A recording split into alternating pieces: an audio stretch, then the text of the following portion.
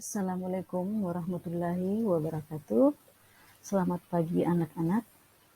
Nah, untuk hari ini kita akan lanjutkan materi pembelajaran kita, yaitu tentang luas permukaan bangun ruang sisi lengkung. Hari ini kalian akan belajar tentang luas permukaan tabung. Anak-anak, perhatikan tampilan gambar berikut. Nah, untuk mencari luas permukaan tabung, Ibu tampilkan gambar jaring-jaring tabung yang sebelumnya telah dipelajari. Nah, telah kita sepakati bahwa tabung merupakan bangun ruang yang dibentuk oleh dua lingkaran yang sama besar dan sebuah persegi panjang yang mengelilingi kedua lingkaran tersebut. Ya, perhatikan kembali jaring-jaring tabung. Nah, di sini terlihat ada dua buah lingkaran, di mana yang di paling atas itu adalah sisi atas dan sisi bawahnya adalah sisi alas. Nah, kemudian ini adalah yang berbentuk persegi panjang itu adalah selimut tabung. Nah, Ibu sebelumnya Ibu pernah jelaskan bahwa selimut tabung berbentuk persegi panjang, misal ini ya tabungnya yang seperti ini, misal ini tabungnya, ini misalkan dia adalah tutup, ini adalah alas, bagian ini adalah alas, ini adalah bagian ini adalah tutup, ini selimut tabungnya. Jadi jika ini dibuka membentuk jaring-jaring, misalkan jaring-jaring tabungnya, dia akan membentuk sebuah persegi panjang. Dan ini panjangnya yaitu yang tadinya itu misalkan dia berbentuk lingkaran, yang tutupnya berarti dia adalah keliling lingkaran, ya, keliling lingkaran. Kalau kita buka ya persegi panjang, inilah panjangnya ya, panjangnya, atau kalau dalam di tabung itu adalah dia bagian keliling lingkaran, di lingkarannya. Nah, jadi telah kita ketahui itu kalau sisi luas lingkaran yaitu pi kali jari-jari pangkat 2.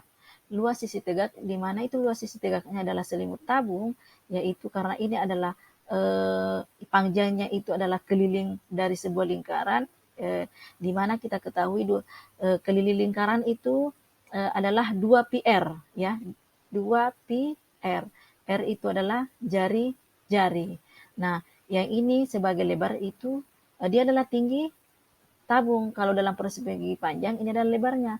Tapi karena kita berbicara tabung adalah T itu tinggi. Jadi kalau di persegi panjang kali lebar, maka pada selimut tabung ini menjadi 2 pi r kali tinggi, atau luas sisi tegaknya sama dengan 2 pi kali jari-jari kali tinggi.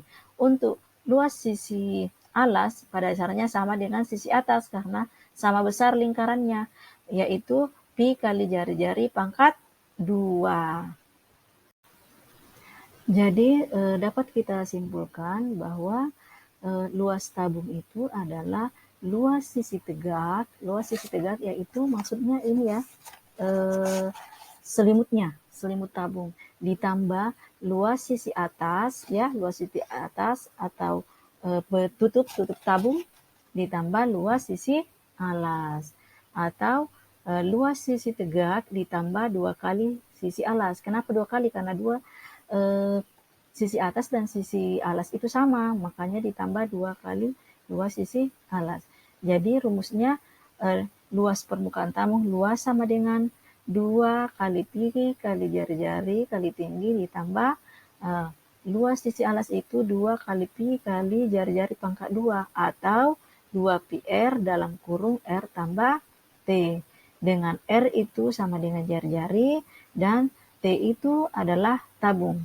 Pi itu nilainya 3,14 atau 22/7, ya, di mana dalam penggunaan nilai pi itu misalkan dalam soalnya nilai pi-nya itu adalah 7 kelipatan 7, maka kita gunakan nilai Pi-nya itu adalah 22/7. Tapi jika bukan kelipatan 7, misal jari-jarinya 10, jadi yang kita gunakan nilai Pi itu adalah 3,14. Jadi diingat anak-anak ya, penggunaan Pi-nya supaya dalam mencari mencari jawaban sebentar jika ada soal yang saya berikan mudah. Jadi untuk penggunaan Pi-nya sebentar. Ya. Nah, selanjutnya Ibu memberikan contoh soal tentang tabung. Perhatikan contoh soal berikut. Ya, disimak baik-baik ya. Tentukan luas permukaan tabung pada gambar di samping. Nah, ada sebuah gambar, di sini hanya tertulis 7 cm, 10 cm. Nah, untuk menjawab soal yang tadi ya, jadi yang pertama yang harus kita lakukan adalah dengan menuliskan diketahui ya, diketahui. Apa yang diketahui? Yaitu jari-jari dan tinggi tabung. Jari-jarinya itu 7 cm dan tingginya 10 cm. Kemudian apa yang ditanyakan? Ditanyakan itu luas permukaan tabung atau L. Nah, jadi luas permukaan tabung yaitu 2πr dalam kurung R tambah T sama dengan 2 kali 22/7. Kenapa kita tulis di sini 22/7? Kenapa bukan 3,14 ya? Karena jari-jarinya adalah kelipatan 7 ya. Seandainya misalkan jari-jarinya 10, maka kita gunakan nilai Pi-nya itu adalah 3,14 ya, supaya kita mudah dalam menghitung ya. Nah, dikali 7 dalam kurung itu menyatakan ya perkalian ya. Ya. Jadi ini kurung sebenarnya itu menyatakan perkalian. Dikali 7 tambah 10. 2 kali 22 ya 44. Jadi ini 7. Ya, contoh soal berikutnya sebuah soal cerita ya. Jadi ini sudah termasuk penerapan dalam tabung dalam kehidupan sehari-hari. Nah, soalnya sebuah tangki minyak yang tingginya 32 meter ya, dan diameter sisi alasnya 42 meter. Jadi digarisbawahi diameternya ya, diameter sisi alasnya 42 meter. Akan dicat bagian luarnya. Tentukan luas tangki minyak yang akan dicat.